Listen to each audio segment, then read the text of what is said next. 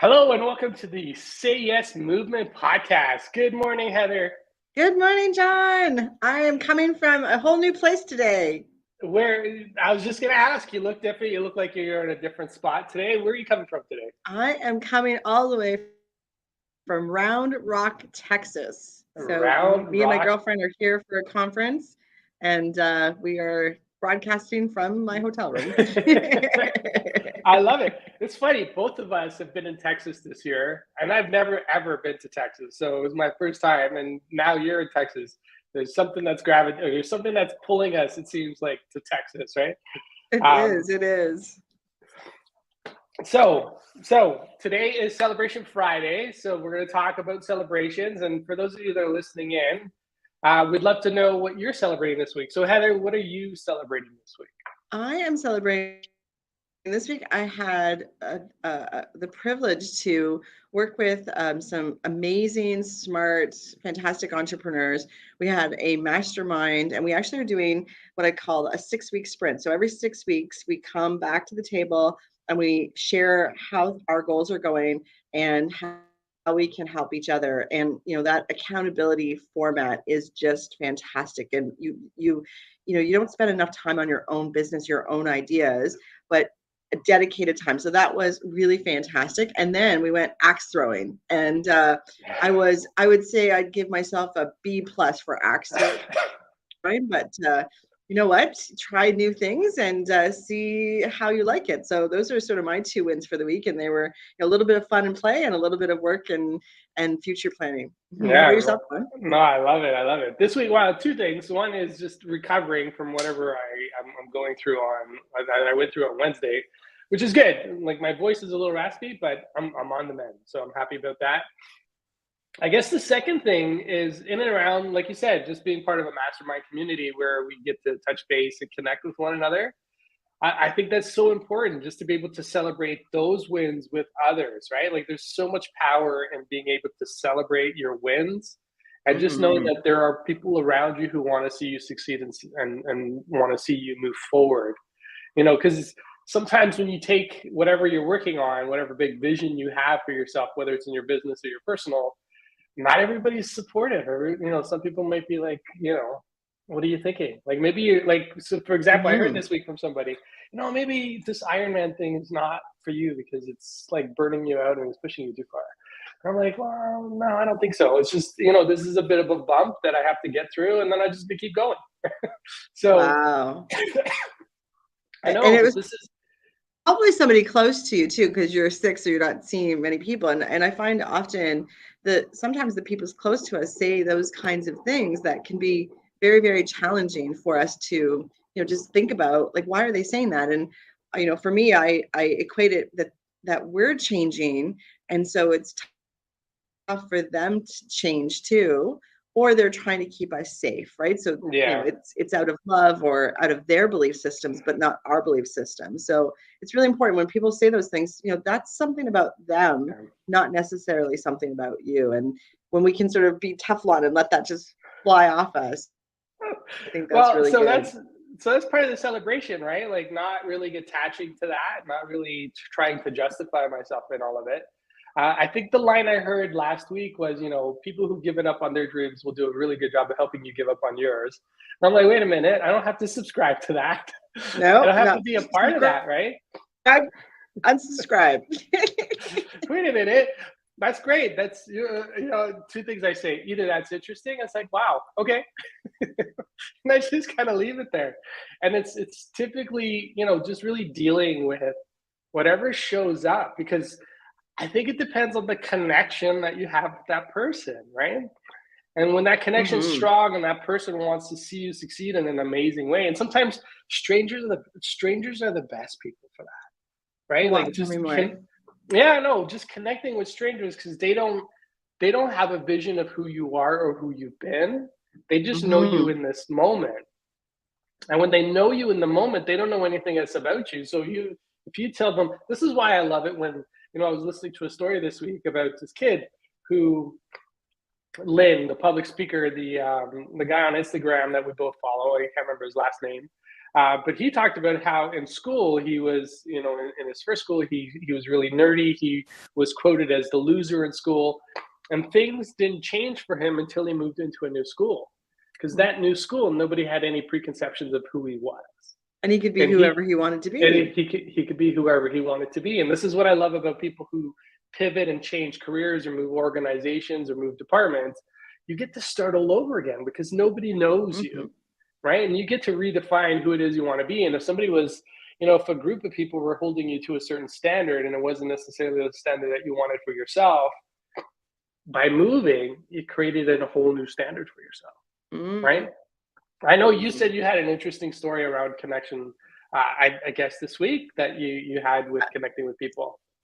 I do. I think it's really for me, it's really important when I travel that, as quick, I'm only here for a short period of time. So I want to know not what, Expedia or what Google says I should go visit, but what do I need to know about the city? So, getting curious and asking questions. And of course, your best person to do that is your Uber driver. And, so when we got into our first Uber to go, we said, okay, what can't we miss here? And what we learned is we cannot miss having a Round Rock donut. And you can only get them in Round Rock, which is where I am. And it's a donut that's very, very. And so our Uber driver talked about this donut for almost 40 minutes. Like, who could talk about a donut for that long? He told us about all the other donuts that he's tried in the world and how him and his wife still think that this is the best donut. So, of course, I Googled this donut and there's a recipe and it's hand rolled. And then we get into the second Uber driver for another location. And so I'm like, I'm going to ask this guy about this donut thing. And I said, because on the picture, it looks like Krispy Kreme. And he says, oh, no, no, no. Krispy Kreme you can get everywhere. That's like McDonald's. The Round Rock donut is only here. So like we have now put on our list that before we leave on Monday, we're going to swing by Round Rock donuts and grab some to take home. So, you never know. Like that's not on the top things to see in Round Rock at all. And then Charles, who was our second Uber driver, and by the way, like it's really good that we know people's names and use it. And Charles said, "Oh, you have to see the bats, the Austin bats." Like, what do you mean the Austin bats? So and this actually is on Google. You go to this bridge. It is the biggest bat colony in a urban environment. There's millions of them. They come out at sunset and they take about 45 minutes to all come out to go and do their bat things for the night. And there's boat tours so that you can be on the water while this happens. There's bridge seats. There's like front row seats. Like there's a whole travel and tourism built around these bats. And so that's like fantastic. Now we're off season, so we won't be able to see the bats on this trip, but I mean, he was very happy to tell us about these bats. So, this is just two amazing examples of get curious, ask questions, but ask people that, they wouldn't be able to talk about their city with that much pride unless you get curious and ask those questions. And both of our drivers were quiet at first. And as soon as we asked them a couple of questions, they had tons of stories to tell us. And you're in the car anyway. So let's listen for a little while about how someone else lives. So it's really awesome. No, I love it. I love it. And then, and it's a little gesture, and I'm sure, I know for sure that you made such an impression on that person that day, right? And it wasn't even about you. It was just asking them what they liked, what they enjoyed, what they thought stood out for them, right? Like it's such an amazing thing when you get curious, just around other people in terms of what they like and what they see and what they would like the rest of the world to experience based on what they know of the world, right? Mm-hmm. But it's amazing what kind of connections you can create, and I'm sure he gave you the best service, right? When it came to, making sure Gave us that the you best got to service, look at. gave us some restaurant recommendations, all of the things that he's proud of. But we also got to talk about, he was warning us for what the traffic was going to be like because Round Rock seems to be attracting a lot of tech companies into the area. And so, our traffic has changed since these tech companies have come in because they work strange hours. They work till like 2 o'clock in the afternoon and then they're off. And so, we got to also learn about the changes that he's seen over the last 10 years and really good changes, and then some not so good changes too that come with urban growth when the town isn't ready for it. But all of this is his experience in life, which you can't read that, you can't see that. And you don't have to wait till you're traveling to be curious. You can do this with your team, you can do this with your loved ones, and you just got to have questions that evoke creativity in answering them. The questions like, John, like you've got some great questions, but questions like, what's made your week the best this week? Or I think you have a better one, but let's give it to us. Yeah, what's the best part of your week so far? Right? What's the best part of your week so far? Exactly. Yeah. And I just wanted to say good morning, Gunjin. Thank you for jumping in. We're talking about, we just covered celebrations, Gunjin. So if you want to put your celebration in the comments, I would love to know what you're celebrating this week. But we're talking about connection today, really around how to make connection. So that's one of my questions. So what 2 or 3 questions did you ask when you were in your Uber ride to the driver to get him to elicit even more? Because sometimes I find, being in a vehicle with somebody for the first time, it can be a little awkward or a little, there's silence that kind of enshrouds the car. But what are the 2 or 3 questions that you asked to open it up? Well, I know that already on the app we see their name, but I always ask their name, right? And that way that you're not just kind of being just using it. So, get in the car and, hello. And I share my name, right? It's Heather, of course, hopefully, because I'm in the right Uber driver, and then my girlfriend, and we're from Toronto and we're so happy to be here. What's your name? And so the tonality is not, I want to know because I'm going to complain about you, but I want to know because you're a human being and you're getting us from point A to point B. Mm-hmm. And then it's like, hey, we don't know, we know where we're staying, but we don't know what's around there. So, and then he's looking up and seeing, he's like, oh, you're in Round Rock. This is where I grew up. So now we know even a little bit about him just because of that. And then it's all right, we're here for 4 days. We're going to be at this conference. If there's one thing that we can't miss while we're here, what is it? And that's where the donuts came out. And so, and it's really just that simple as, what's one thing that we can't miss here? And not like what, because if you ask this, what should we see while we're here? It's a little bit softer and a little bit different. And you might get like the list of tour things to see. But when you say what's one thing that I cannot miss, it's forcing the person to choose the one that is the most unique, the most authentic, and the most of that place. So he chose donuts, and we could ask everyone that question, and I don't think donuts would be the answer, but it was his answer, and so we're getting donuts. So that's on the list now. It's a must do. You're making me hungry for a donut for some reason. I don't know. I'm not even a donut person, so. Yeah, but that's that's another question that I used to ask in the corporate world. I would do town halls with frontline agents that were talking to our customers all the time. They were the ones that had all the answers for what problems we need to solve first. And so when I would talk to them in smaller groups, what I would say to them is, if you were me, if you were in my shoes, what's the one thing that you have to fix immediately? And that limited the ability for them to give me all the problems, because I couldn't fix them all at the same time, but they would give me the most important one to them. And if there's 15 people in the room and they start to agree, what bubbles up after I do a few of these town halls is the top 5. And so I would easily be able to distill the top 5 problems that our customers are facing and that our frontline are facing by that question. But if I would have just asked, hey, what's not working? I would have just had a tsunami of information coming at me that then what do I do with, and how do I know what's most important?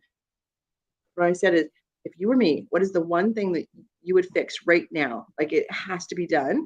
That changed the way the town hall went, and it changed the way the feedback came and how quickly I was able to get information from large amounts of people. And believe me, the top 5 bubble up really, really quickly. So think about that, how do you ask questions that are very, very clear and are clear in what you're looking for, so that the answer is also clear in what you're looking for? Yeah. No, I love it. I love the clarity and just the question, right? Like, what's the one thing that you would fix right now, right? Like Yeah. that just it just makes it very poignant, very clear. I just want to take a second. Gujin celebrating making a bold decision. He'll share more about it Ooh. later. That's awesome. I love it. Way to go, I, Gujin. I love the description. It's not I made a decision. I made a bold decision. That is Celebrating like a bold you got to decision. pull your shoulders back and sit up straight when you're like making a bold decision. Like that's awesome, Gunjan. Yeah, I almost feel like he's wearing a cape. He's like, I did that. Like, Oh yeah. that's what I'm thinking. That's the visual that I'm getting in my mind. But I love, creating connection. This is one thing that people are craving right now, right? And this is, and some people, and I know at moments I feel lost. Like, how do I create a connect? I'll be in a room. I'm like, okay, so what do I need to do to make a connection with somebody? And just being genuinely interested in them and just being open and curious, right? Like if we were just, to do that with the people around us. So today, so that sounds like the action for today, right? So whether you're with family, that, whether yes. you're in an office environment, even if you're at a Starbucks or a coffee shop or wherever you are today, can you take a second to just be, seriously, genuinely curious around one person, right? So it could be the barista that's serving you the coffee, whatever that is, could you make a connection? So that I'm going to put that challenge out there today because I think it's so important for us to get into the habit. Months ago, I went to a workshop where the gentleman who was conducting the workshop training, he said, try to find 1 to 2 things or 3 things that you have in common with that person. And, for a week after the workshop, of course, I went around like, okay, so what do I have in common with you and with you and with you? And it's amazing what shows up because we're all interconnected, right? Yes. One of the other yes. things I've been reading about this week is the 12 universal laws. And if you're not familiar with it, I'd invite you to go check it out.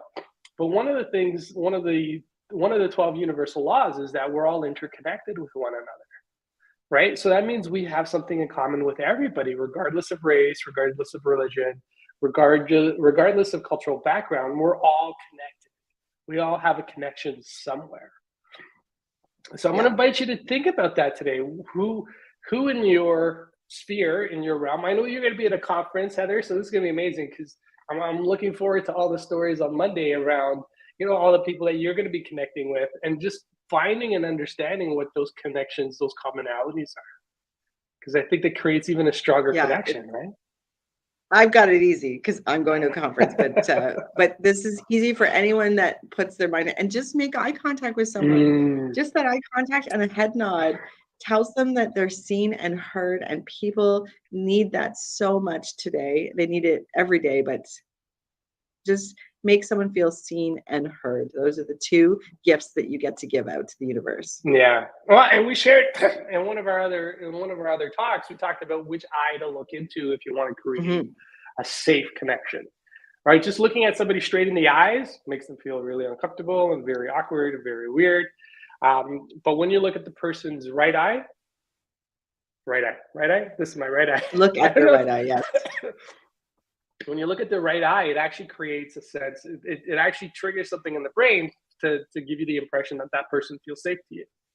It's one of the things that we learn and teach inside of our NLP work. But when you use just looking into this one eye, so try this today, right? As you're making connections, as you're asking the questions, look into the right eye, right? Because it's going to look like you're looking at both their eyes, depending on how close you're standing to them.